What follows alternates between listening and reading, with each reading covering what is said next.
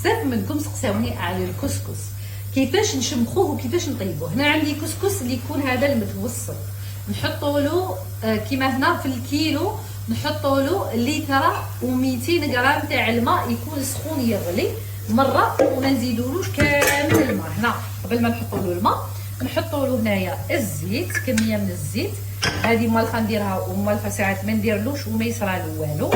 نملحو بالكميه اللي تكفي، نخلط هكذايا ونحطوا له الماء سخون يغلي. شوفوا انايا والفته، انا والفت هذه الطريقه وكنشمخو برك بالماء نغطيه ومن بعد نعاود نرجع ليه. طبعا كي نغطيه نقعد نخلط فيه هكذا كيما راكم تشوفوا. نوجد الماء كان يغلي في البوه هكذايا ونحطو نسقم هكذايا باش يديري نفس الكميه تاع الماء ونحط له هكذايا. شوفوا لي هنايا حطي لي سيرين نحطو نغرقوه كاع، حطي نورمال سيرين زيدي حطي الماء حتى يتغرق. ديري ما تخافيش في خطره، ما لازمش نحطوه بالعقل، باسكو كان نحطوه بالعقل واش يصرى سيرين خلاص.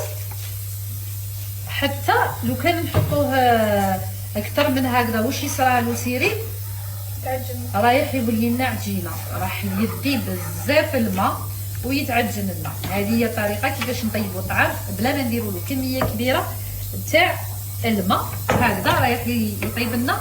شوفوا لي هنا كيفاش راهو بدا يتشرب هكذا. شوفوا الكسكس كيفاش بدا يتشرب في المرقه، وهذه احسن طريقه. ما تبدل لي البنه تاع الطعام ما والو، دوكا نستناه حتى يتشرب كامل ويتنشف ومن بعد نرجع عليه. شوفوا الكسكس كيفاش ولا بعد ما شرب بالماء ولا هايل. دوكا نفور التفويره الاولى في هذاك الماء السخون يغلي. شوف